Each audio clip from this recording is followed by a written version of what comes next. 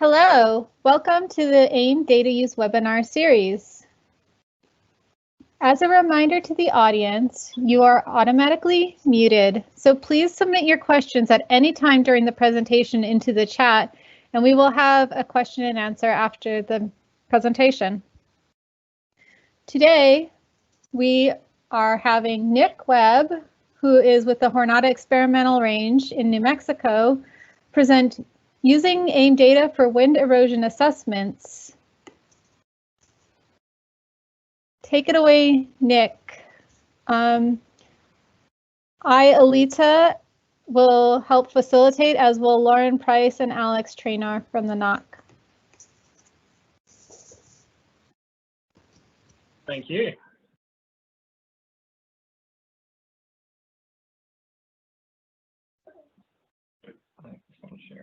And then you have to pick that.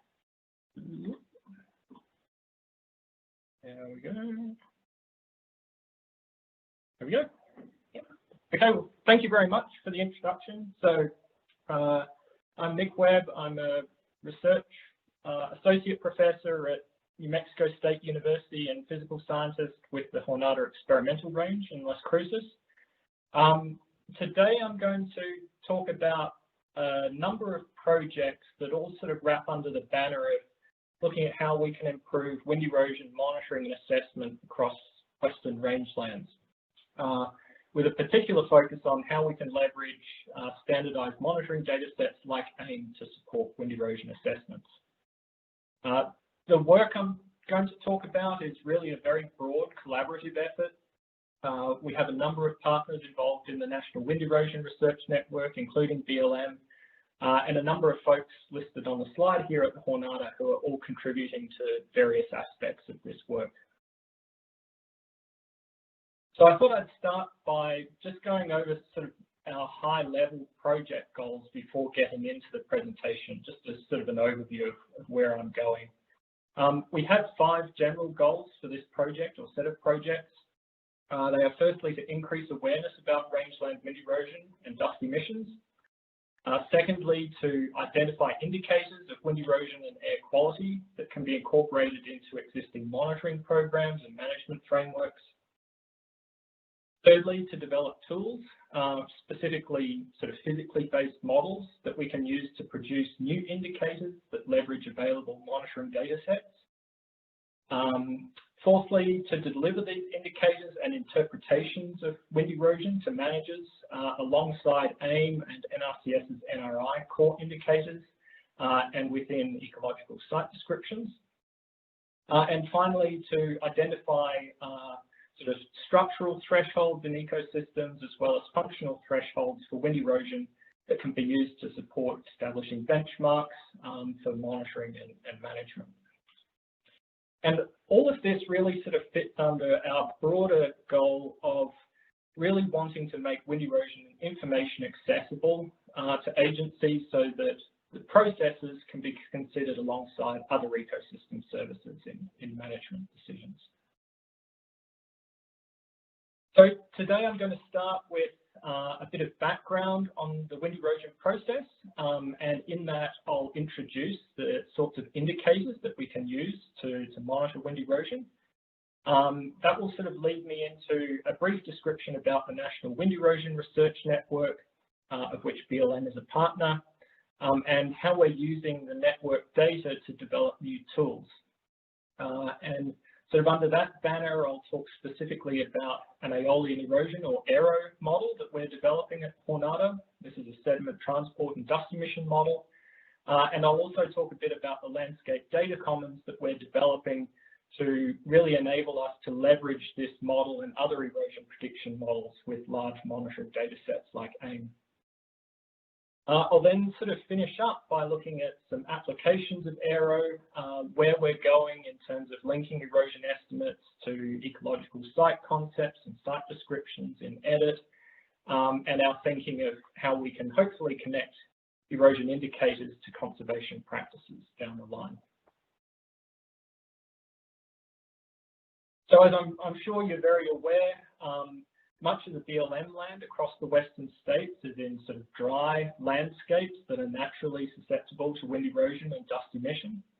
But any land use practices and certain management practices can potentially modify the vegetation and disturb the soils in ways that could accelerate rates of wind erosion and dust emission. And if this happens, there are a number of consequences that we might be interested in. So blowing dust degrades air quality, the particulate matter, fine particulate matter of dust affects respiratory health, can transport fungal spores like the coccidioides that result in valley fever, as well as pathogens, herbicides, pesticides, and so forth. On-site, wind erosion removes topsoil, nutrients, and carbon, so this affects soil health and the potential of landscapes to produce vegetation and other ecosystem services. It also influences the resilience of our landscapes to management and climate stresses, as well as the efficacy of sort of climate change mitigation strategies like carbon storage in landscapes, as well as adaptation options. And aeolian or wind-driven sediment transport processes are an important feedback, driving ecological state transitions and are connected to invasive species. So a very well-known example of that is the transition of our Chihuahuan desert grasslands to mesquite-dominated shrublands. Wind erosion processes are very important in that transition. And blowing dust can pose a hazard to transport on roads and highways. So there's really a broad range of impacts that we're interested in addressing. Unfortunately, there are some challenges to addressing these impacts though. So at the moment, land health standards address air quality through the National Ambient Air Quality Standards, but they really provide little to no guidance for considering wind erosion as an issue for soils and uplands. And part of this problem comes from the fact that ecological site descriptions, where they're available, and reference sheets generally don't contain information about wind erosion that could support establishing benchmarks and interpreting wind erosion rates in landscapes. The tools that we have for assessing air quality impacts of dust, like the GOCART and CMAQ models, which are used by the EPA, really aren't appropriate for assessing wind erosion responses to management. And this is largely because these models sort of prescribe which areas of the landscape the dust comes from. So the models don't respond to changes in vegetation and so forth as they might be influenced by management. And we have a sort of a broader issue here, which is that information and technology transfer from the aeolian research community to range managers has been fairly limited. And this has affected the uptake and use of models to support wind erosion assessments, as well as selection of appropriate indicators that we can use to monitor wind erosion in the field. So the consequence of all this is that there are some fairly basic questions that we still don't really have good answers for about wind erosion in rangelands. And these are things like, well, which landscapes are eroding? How does climate variability and management influence patterns of wind erosion? Which landscapes are most at risk? So we could prioritize conservation practices in those areas. Which conservation practices will be most effective? And how the different management practices that may be intended for other things like fuels reduction or improving wildlife habitat influence wind erosion rates. So looking forward to some solutions, I'm going to talk a bit about the wind erosion process and use that to explain which indicators are available to us that we could use to start addressing these questions. So the main picture on the slide here sort of illustrates the wind erosion process. Looking at the bottom right of the picture, you can see some wind blowing from right to left across the landscape. When the force of the wind, or we call it the shear stress, is strong enough to overcome the sort of forces holding soil grains to the surface, it can pick them up and start to move them. And when the grains sort of bounce or hop along the surface, we call this process saltation, and it's really responsible for sort of redistributing soil around the landscape. When grains are bouncing along, they can break up or abrade each other, and this process is what releases the fine dust into the atmosphere. And the process also selectively removes soil nutrients and carbon. So the dust in the atmosphere degrades air quality, but it also influences climate. through cloud formation and how much solar radiation can get down to the land surface. And vegetation plays a really important role in these processes by directly covering the surface, and so protecting it, as well as influencing sort of how much wind energy can reach the surface in different parts of the landscape, and so the spatial patterns and timing of the sediment transport and dust emission. So when we model or measure these processes in the field, we use two common indicators, and these are illustrated in the little diagram on the right of this slide. And these indicators are the horizontal mass flux of sediment, which is a measure of the saltation. So that's the amount of sediment that's blowing along the landscape between two sort of imaginary goalposts. And that has units of something like grams per meter per second. And this is a really good indicator of site stability or site instability. And our other indicator is the vertical sediment mass flux. We also call that the dust emission. And this describes how much fine soil is being lifted up and away from the soil surface. So it has units of grams per meter squared per second because it's coming from an area. And this is a really good indicator of air quality and soil loss. But I guess in addition to these sort of process-based indicators, there are some more familiar ground cover-based indicators that we can use today to monitor the susceptibility of landscapes to wind erosion. And vegetation is really the most important control on wind erosion in landscapes. And this is because it does three things. It directly covers a portion of the soil surface, so it reduces the amount of bare soil at a site. It extracts momentum from the air, so that reduces the wind energy or the force of the wind at the soil surface, and we call this process aerodynamic sheltering. And thirdly, it traps sediment that's being blown around by the wind. So this diagram here attempts to illustrate a couple of the first two of these processes. So if you imagine wind blowing across the landscape, in this case from left to right, the wind on the surface produces a certain amount of shear stress, and that's sort of the force of the wind on the surface. And immediately behind plants, like the green blob on the left, you get a reduction in the shear stress of the wind. So the energy of the wind at the soil surface is much reduced, and then it gradually recovers as you move away from a plant. And what we've found through various studies is that the amount of wind energy or the shear stress of the wind at the soil surface recovers to the total shear stress about 10 times the height, at a distance of about 10 times the height of the vegetation that it has encountered. So sort of thinking about this in terms of the wind erosion process, plants on a landscape will directly protect a portion of the soil surface, making it non-erodible. And then we have an area downwind of plants, sort of indicated by this grey triangle, that is aerodynamically sheltered or protected from the wind by the vegetation reducing the shear stress of the wind. So at some point downwind of vegetation, that shear stress may have recovered sufficiently to start picking up soil particles and moving them. And at that point, we'll get the saltation and dust emission processes. So you can see from these sort of sets of processes here that the height of the vegetation is going to be important, as well as its spatial distribution or the size of gaps between vegetation and the landscape. So these little diagrams here just illustrate the point a bit more, and what's really important is that the fractional ground cover or percent bare ground at a plot really is inadequate on its own as an indicator of wind erosion. So looking on the left, now little boxes here, our grey circles sort of represent plants in the landscape, and the blue triangles represent these sheltered areas.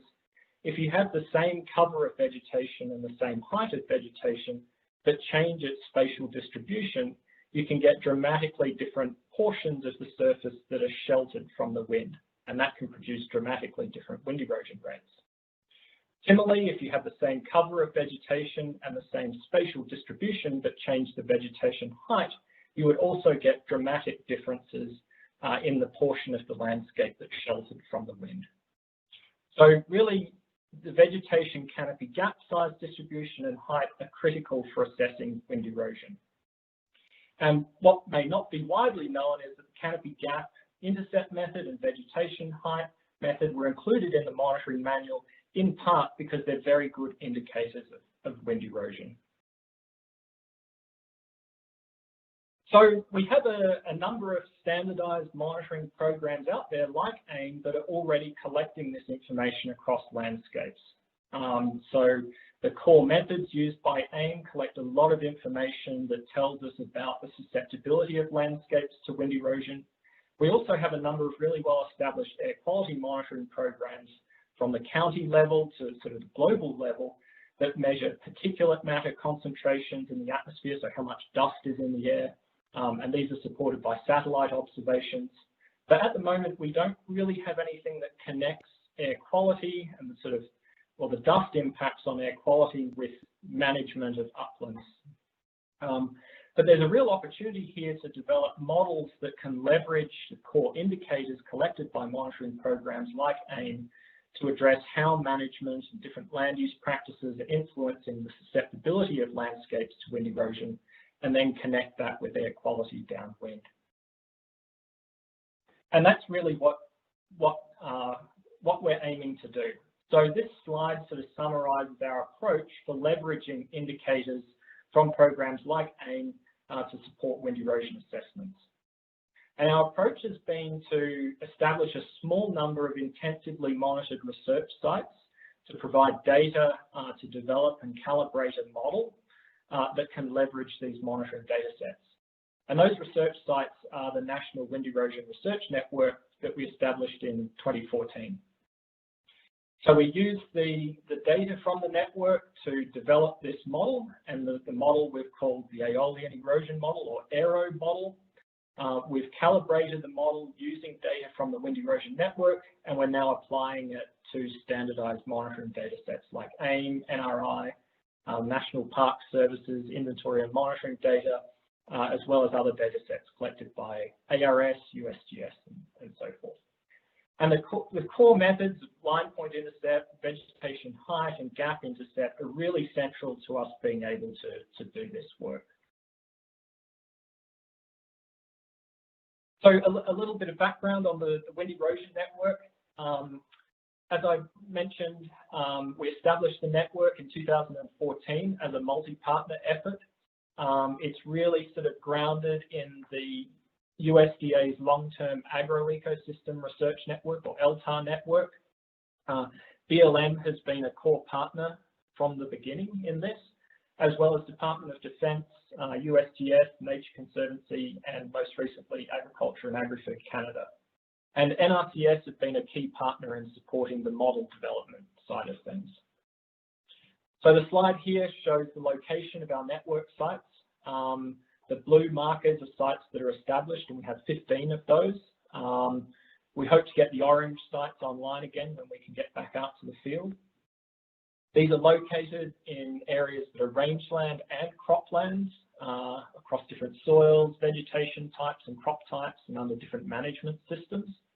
And the photos here just illustrate or show a couple of the sites on BLM land in the San Luis Valley and near Canyonlands or Moab, Utah.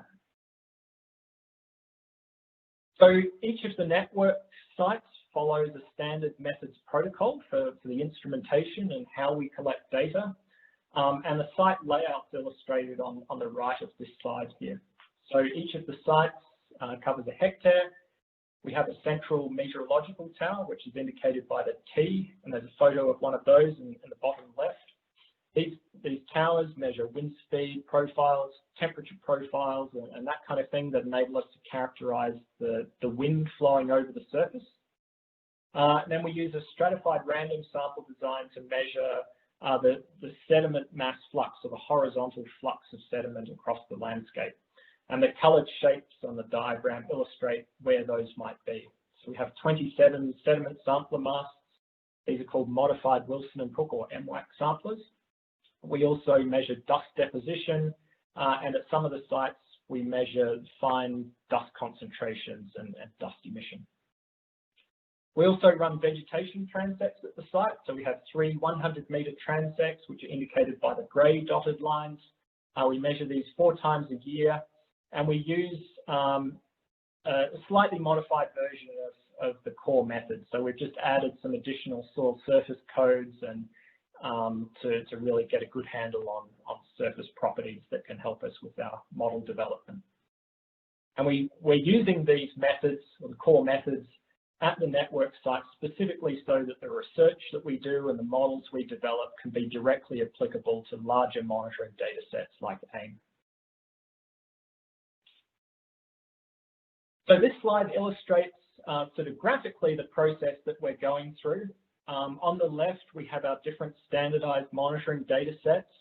The National Wind Erosion Research Network shown at the top represents a very small portion of these. And we're using those data to feed into the AERO model development. We can then apply AERO to the larger monitoring data sets. So collectively, we have around a bit over 70,000 monitoring plots. And we're doing this on the USDA SciNet high-performance computer.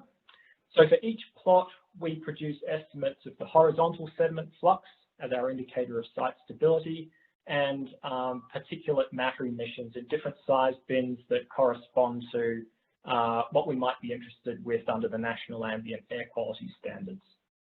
The way that we've calibrated the AERO model allows us to produce sort of a probability distribution of these estimates of sediment fluxes for each monitoring plot, and that allows us to put confidence intervals on our plot level estimates and really transparently convey what the uncertainty is associated with the model estimates for each plot.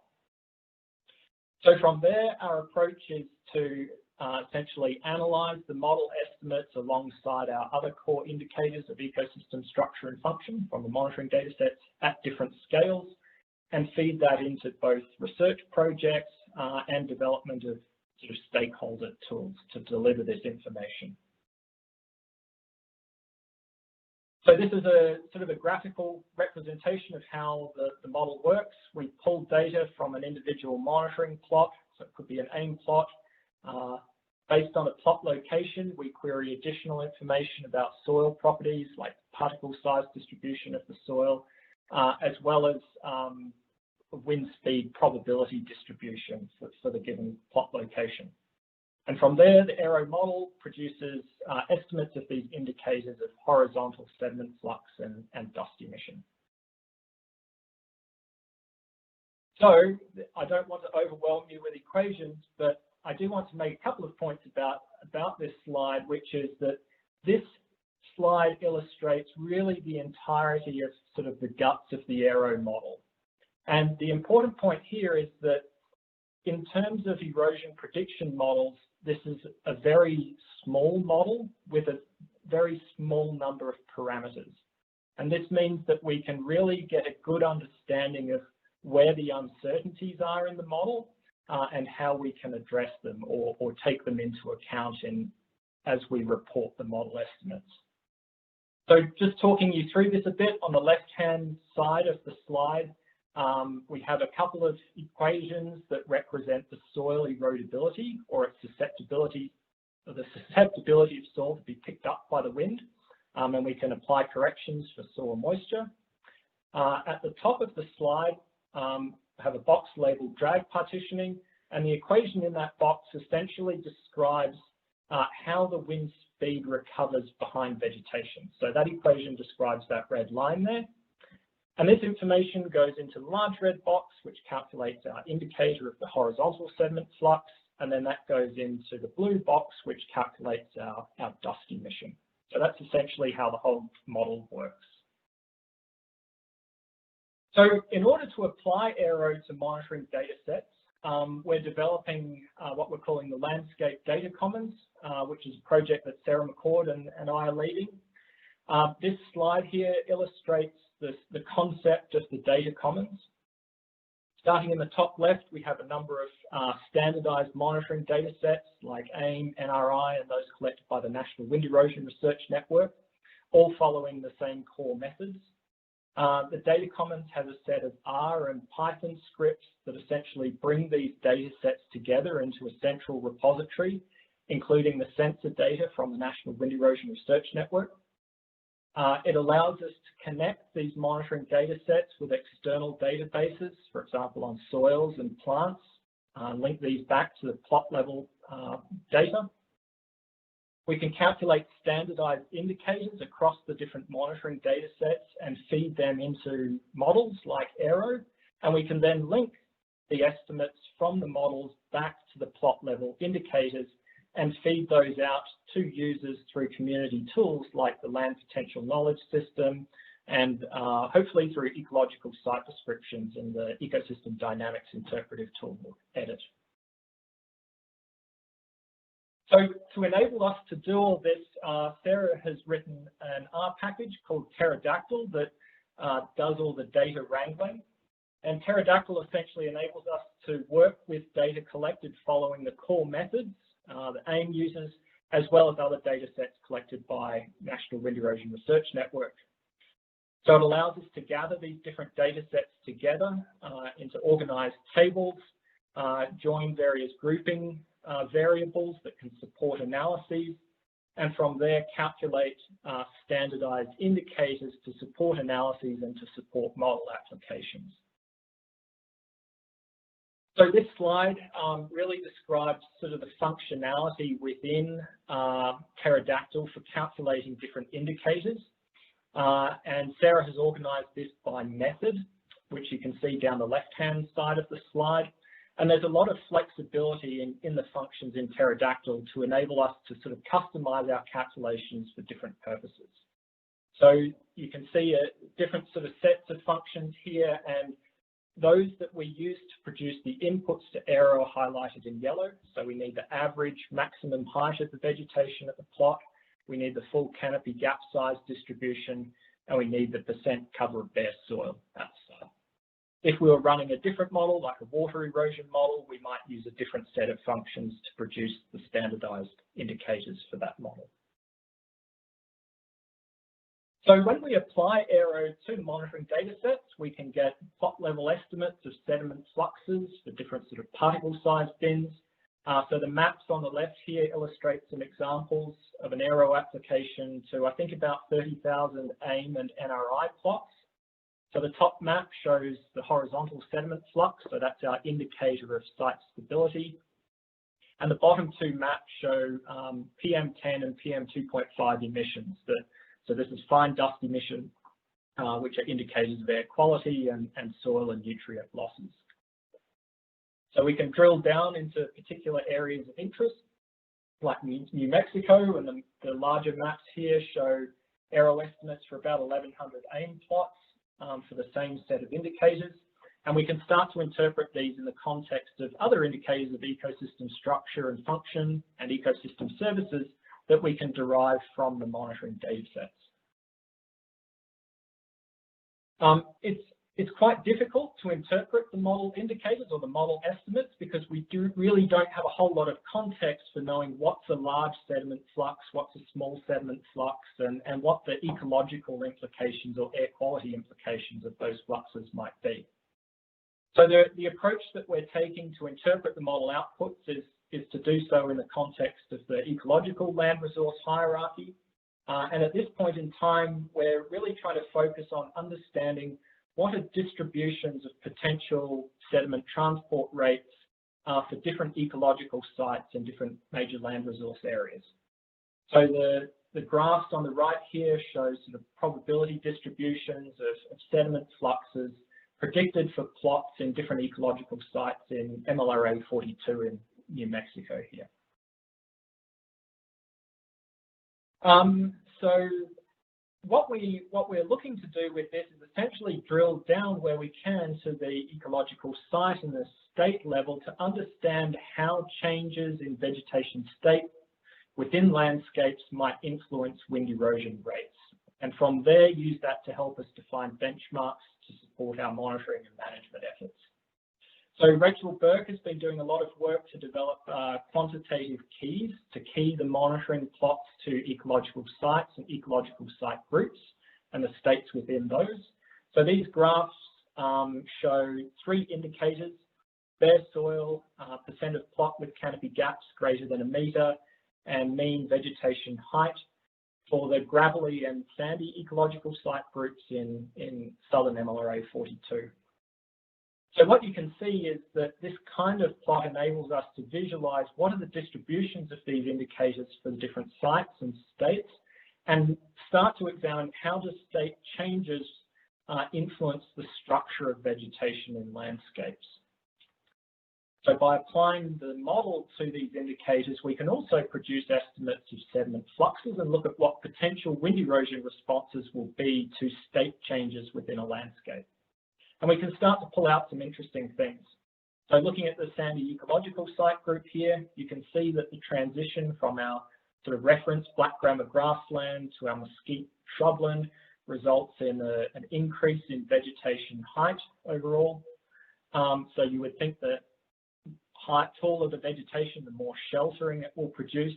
But this is really compensated for by a large increase in bare ground and large increase in canopy gaps greater than 1 metre. So that effectively reduces the sheltering of the vegetation, resulting in significantly larger wind erosion rates. And we get different response in the gravelly ecological sites where the gravel and sort of rock fragment cover at the sites really protect the surface from wind, despite changes in vegetation height and the canopy gap size distribution. So by looking at reference states within these sites, we can start to identify where there might be critical thresholds for state changes for different indicators that we can use as benchmarks to support monitoring assessments, and use these to help us manage wind erosion as well as interpret our model wind erosion rates or wind erosion responses. By applying AERO to the monitoring data, we can also look at functional thresholds for wind erosion. So the plots here show our horizontal sediment flux plotted against gaps greater than 1 metre, and we can look and see, is there a certain percentage of the plot with a certain amount of canopy gaps of which wind erosion really takes off in a particular ecological site, and we can assess whether or not that might be generalizable to other parts of the landscape. Sometimes it is, sometimes it isn't, and that's because of the sort of complex interaction between vegetation height and its spatial distribution. So sort of scaling back out, by leveraging these different monitoring data sets together, we can also establish regional context for our evaluations and more regional benchmarks, particularly in circumstances where we don't have ecological site information to develop those more specific benchmarks. Sort of bringing this back to the landscape data commons, what we really want to do from here is improve the accessibility of these wind erosion estimates from AERO to the management community. So this slide is sort of a simplification of that earlier slide I showed about the landscape data commons. What we're really looking at doing is linking our monitoring data with erosion prediction models, including AERO and water erosion models like REM, which is the rangeland hydrology and erosion models. Link the erosion estimates back to core indicators in the data commons, and then serve those out through, for example, ecological site descriptions in EDIT, allowing users to perhaps interact with the models, run scenarios, that kind of thing, identify where they may have resource concerns, and identify appropriate conservation practices. A link we haven't made yet, but looking at or exploring how we can make the link at the moment, is how we can serve these information through mobile apps like EDIT and the Land PKS app, so that users in the field can readily access ecological site information, summaries of indicator distributions for particular sites, as well as model estimates of erosion, in addition to collecting their own data to feed into the system. So at the moment, we have a project that's just been funded by NRCS to essentially do just this. This slide sort of summarizes the workflow that we're aiming for. So on the left-hand side, we have the landscape data commons containing all our data, the AIM data, NRI, and so forth. We can run our erosion models off those indicators, and then through quantitative ecological site keys, produce ecological site descriptions that contain dynamic summaries of our various indicators calculated from the monitoring data sets. So we're going to trial this in the ecological site summary tool that Rachel Burke presented a couple of weeks ago, with a view to moving it into edit where we can in the future. So what we'd like to be able to do is enable users to bring up an ecological site description, have graphs of different indicators within those that could perhaps be visualized to identify thresholds of concern to support establishing benchmarks, as well as producing dynamic state and transition models with some sort of traffic light system that shows where you may have erosion concerns or other resource concerns and how they can be linked to conservation practices. So at this point in time, we're working to get the calibration of the AERO model published. Hopefully we'll have that submitted before too long. I've been saying that for the last 8 years, I think, but we're getting very close. Where we have now implemented AERO to the sort of complete AIM and LMF data set, and we're about to embark on its application to NRI. So we should have that about 60,000 plots run through AERO within the next week or so.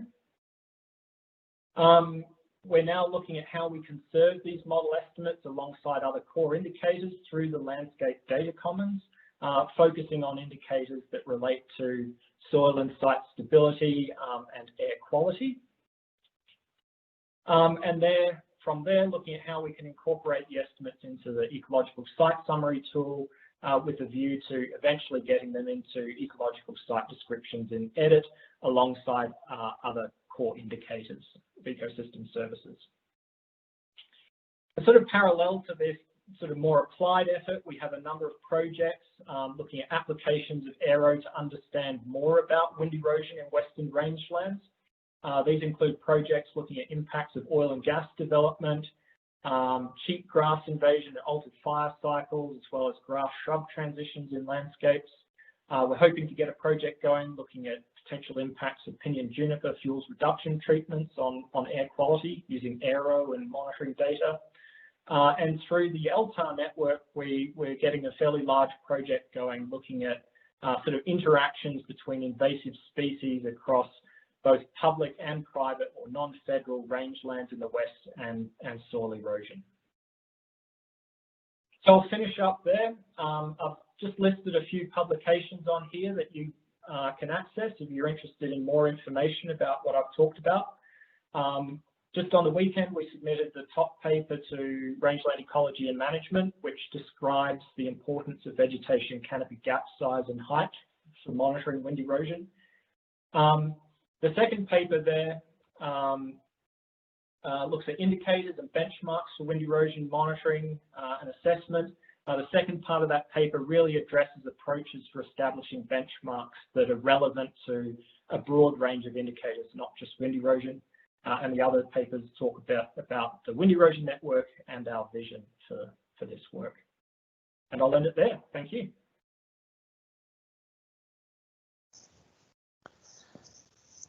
Thanks a ton, Nick. That was awesome. Really cool research and great to hear you talk about it. And yeah, really excited to see kind of the next steps and how this moves forward. This is just a reminder to attendees that you can type your questions for Nick up in the Q&A section. Should be at the top right of your team screen. And Elisa and Lauren and I will publish those and get those answered. So feel free to type those in there now, and we'll get them answered while we have Nick online here. And if you do have any other follow-up questions for Nick or others, feel free to reach out over email. But Nick, we do have a couple questions up front for you. So the first one here is would it be possible for field officers to get erosion estimates for AIM plots, and how would you recommend we use that information? So I imagine this is like if there's like a subset or a subset of AIM plots or a specific area folks are interested in, is it possible to get kind of run the AERO model on those, that kind of subset of that or that area, and then how would folks go about using that? Yes, definitely. So we have AERO run on all of the AIM and LMF plots as of yesterday or this morning. So they are all ready. What we need to do is get them into a single database that we can then make accessible to people. And our goal is, or what we're working towards, is making the indicators available through the landscape data commons. But you can definitely reach out to me as well, because if someone in a particular field office is interested in using them, we can get them to you directly. So don't hesitate to contact me about that. Awesome, thanks, Nick. The next question is actually from Alita. So 2 questions. The first one is, have you been able to do much evaluation of the model outside of New Mexico? Do you want to start with that one? And we can go on to the next one. Yeah, sure. So the answer is yes. So far we have calibrated the model using data from the rangeland wind erosion network sites. And so the sites that we've calibrated it on range from very dense grasslands through sparse grasslands, shrub invaded grasslands to shrub dominated systems. So we've, while we haven't calibrated the model for every landscape, we have calibrated it across a range of soil properties and vegetation structures. Just a little information on that, the approach that we've taken to calibrating the model essentially accounts for the uncertainties in the different parameter values. It's called a GLUE approach, or generalized likelihood uncertainty estimation. We borrowed this approach from the hydrologic modeling community. And what it essentially enables us to do is to evaluate what the uncertainties are in the model parameters across a range of systems that we want to apply them to. So when we deliver estimates from the AERO model, we wouldn't be just giving you sort of a single value, but we'd give you a range of values with confidence intervals and that kind of thing. So far, we've found that the distribution of indicator estimates from the model overlap very well with our field measurements from the wind erosion network site. So we're pretty confident in how well it's performing for both sort of small sediment transport rates as well as the larger events. Great, thanks. And just the second part to Alita's question was, do you think this could be used to predict changes following fire as vegetation recovers to help determine whether our actions are helping reduce wind erosion? So kind of, yeah, looking at fire and recovery. I very much hope so. We have an NSF funded project at the moment specifically looking at post-fire wind erosion, in which we're using AIM data with the AERO model to evaluate wind erosion rates post-fire and how different sort of post-fire treatments might influence erosion rates as well. So we really developed AERO with the view to it being applied to these sorts of management contexts or applications. Awesome, thanks. Yeah, it's great to hear a lot of collaboration going on and a lot of cool directions the research is going in. So yeah, thanks, Nick. Just a final call for any questions for Nick. No more lined up right now. So I'll hand it over to Alita to talk about the recordings and the SharePoint. Thanks, Alex. That was a great presentation. I see a lot of utility in so many different programs for this kind of information. For everyone out there, if you want to rewatch this presentation or share it with your colleagues in the Department of the Interior, You can find it on the BLM AIM Sharepoint. And we have one more presentation coming up in this series, and that will be next week when we will be presenting developing state, district, and field office scale LODIC reporting templates with Scott Miller of the National AIM team and Justin Jimenez from BLM Utah. And you can find those presentations either on the SharePoint or at our external website, aim.landscapetoolbox.org. Are there any follow-up questions, Alex? I don't see any more questions. I don't think so. Nope. Well, thank you everybody who joined us today, and we hope to see you next week.